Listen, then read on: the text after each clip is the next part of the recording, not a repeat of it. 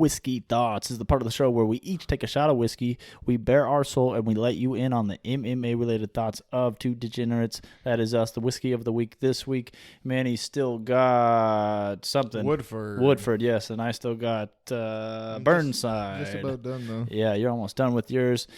We video our whiskey thoughts each week. We post them on our Instagram at the Simply MMA podcast, on YouTube, on our YouTube channel as well, and on Instagram.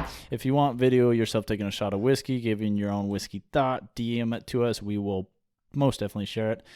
Manny, what is your whiskey thought this week? My whiskey thought is we were just talking about our fight plans for UFC 257 before we started the podcast, and usually we have a couple of the reliable friends come over, people that we know, but you were telling me that your girlfriend's got some of her coworkers coming over, and some people I don't know, and it's just funny because usually that would be like exciting. It's fights, it's people's party, but the tension I feel on a McGregor fight night, and what a fanboy that I am.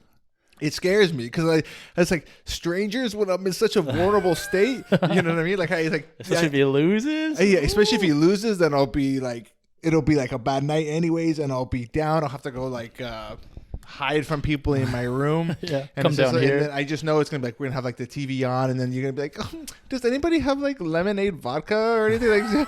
McGregor's walking out. I'm gonna be like freaking out. People are gonna be like, I don't think I like your roommate. He's weird. This is not usually how I am, but this is a massive deal to me. And it's just funny. My wish I thought was just, are the fights done yet? Yeah, exactly. Are you guys still watching? Is this live? Oh my goodness! And it's always who scored the goal? Who scored the goal? Especially if he starts to lose, it's like, dude, it's just and it's like I don't want people to see me as such a fragile mental state, because it's just gonna be me standing. And me, I'll be standing for 20, 30 our minutes hands on our heads. Yeah. Oh my god, it's sick to my stomach until something good. There's some sort of resolution, but yeah, it's just interesting to have people see you or meet you for the first time in such a state when McGregor's fighting.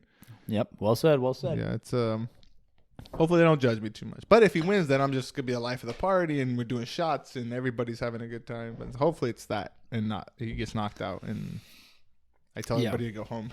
Yeah, and you'll find out that we both think that he will win. But we'll get that a little later. Just took my shot. That was a little rough. Not bad. My whiskey thought this week is somewhat repetitive. It's something we've been talking about throughout the podcast, but I think it is necessary. And this was a tweet from Michael Carroll, whoever that is, and it says the following. It's about Max Holloway.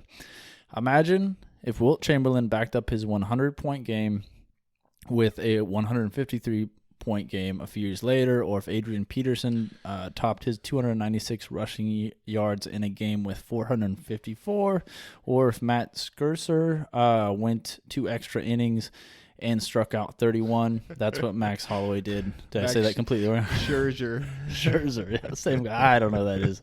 He only likes MMA. You got to give him credit. This dude only watches MMA. My one thing.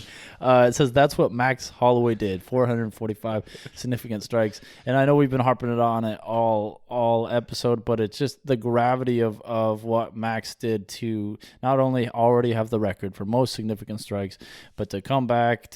He was very slight favorite in this. A lot of people did give him the nod, thinking he was going to win this, and then he comes in. He was my underdog pick of the week. Yeah.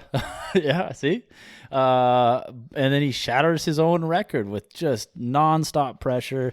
Looked incredible, and I am super stoked to see him again. They were saying in 25 minutes there's like 1,500 seconds, something, and that strikes you as it's a punch every 2 seconds. That's what it totals. That's average? That's nuts. Literally, and for 25 minutes, I literally hit the bag for like 30 seconds, and I'm out of breath. Totally gassed. Nothing left in the arms. The arms are just useless. If somebody attacked me, I couldn't fight back. Done.